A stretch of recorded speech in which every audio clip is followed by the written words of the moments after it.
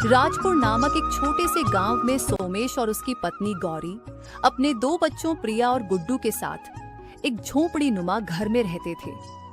सोमेश गांव के जमींदार चौधरी हरिनारायण के खेतों में मजदूरी करता था और गौरी गांव के एक बड़े घर में नौकरानी का काम करती थी। सफाई, खाना बनाना और झाड़ू पोंछा सब कुछ। दोनों दिन रात मेहनत करके जैसे तैसे अपने परिवार का पेट पालते थे।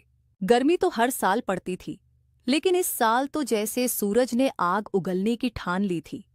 पारा 47 डिग्री तक जा पहुंचा था। राजपुर के लोग दिन रात बेहाल हो उठे थे। इस साल की गर्मी तो जान ले लेगी।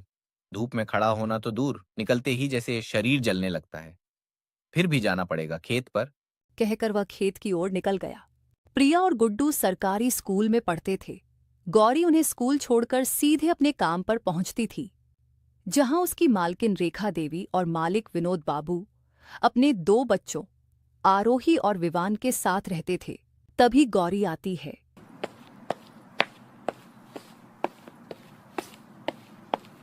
अरे गौरी, देर क्यों हो गई?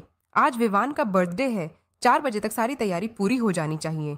उसके बाद घर सजाने में भी मदद चाहिए। जी मालकिन, पहले सारे काम निपटा देती हूँ, फिर सजावट में हाथ बटाऊंगी। सारा दिन भाग दौड़ में निकल गया।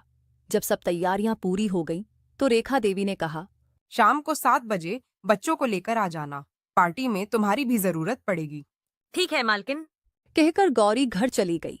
शाम को वह प्रिया और गुड्डू को तैयार करके बर्थडे पार्टी में पहुंचती है।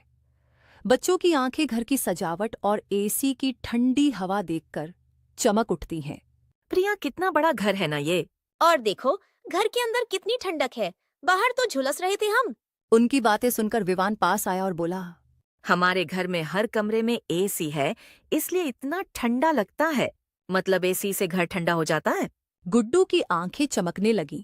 थोड़ी देर बाद जब केक काटने की तैयारी हो रही थी, प्रिया और गुड्डू चुपके से विवान के कमरे में चले गए, ठंडी हवा का मजा लेने। वहां का बिस्तर मखमल जैसा था। दोनों वहीं लेट गए और 15 मिनट में ही आंख लग गई। उसी समय आरोही ने उन्हें देख लिया और चिल्लाने लगी, मम्मी, देखो ये दोनों क्या कर रहे हैं मेरे भाई के बेड पर। रेखा देवी दौड़ी आई। तूने क्या सिखाया है अपने बच्चों को गौरी? बदबूदार कपड़े लेकर सीधा हमारे बेड पे जा लेटे। एसी देखा नहीं कि बेशर्मी की हदें पार कर दी। ये हमारा घर है, कोई धर्मशाला नहीं। मालकिन, बच्चे हैं, गलती हो गई, माफ कर दीजिए। मेरी नौकरी चली गई तो घर कैसे चलेगा। अब कभी यहाँ मत आना और अपने बच्चों को भी ले जा। गौरी को काम से निकाल दिया गया। अब सारा भार सोमेश के कंधों पर आ गया। घर में खाने को दाना नहीं था। आज तो आटा भी नहीं है। बच्चों को क्या पानी पिलाकर सुला दूं? गौरी फूट फूट कर रोने लगी। तभी सोमेश आया। घबराओ मत, चौधरी जी ने आज दावत रखी थी। थोड़ा बचा हुआ खाना बच्चों के लिए लाया हूँ। अगली सुबह गौरी फिर रेखा देवी के घर जाती है, थोड़े पैसे उधार मांगने, लेकिन रेखा उसे अपमानित करके भगा देती है। उसी समय रास्ते में गौरी की नजर एक पोस्टर पर पड़ती है। पकौड़े बनाने वाले की जरूरत है। मुझे पकौड़े बनाना आता है। सोचकर वह दिए पते पर पहुंचती है।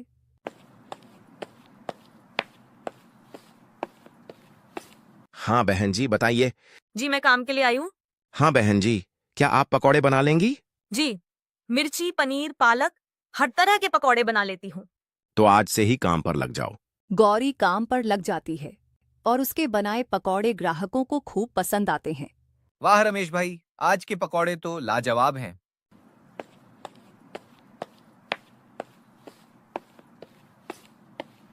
तुम्हारे हाथ में जादू है गौरी। कल से एसी लगवाता हूँ दुकान में, ताकि ग्राहक और आराम से बैठ सकें। दूसरे दिन दुकान में एसी लगवाया जाता है और सचमुच ग्राहक बढ़ जाते हैं। अब पकौड़े और जल्दी बिकते हैं। गौरी की कमाई भी बढ़ने लगती है। एक दिन रास्ते में गौरी की नजर एक दुकान पर पड़ती है। वहां पुराने एसी बिक रहे होते हैं।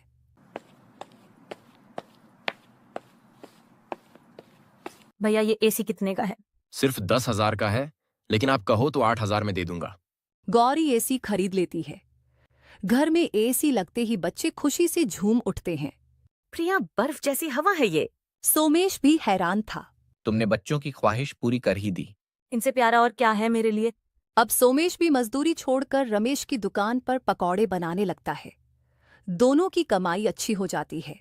बच्चे गर्मी भर एसी की ठंडी हवा में मस्त रहते हैं और पूरा परिवार खुशी खुशी अपनी जिंदगी जीने लगता है।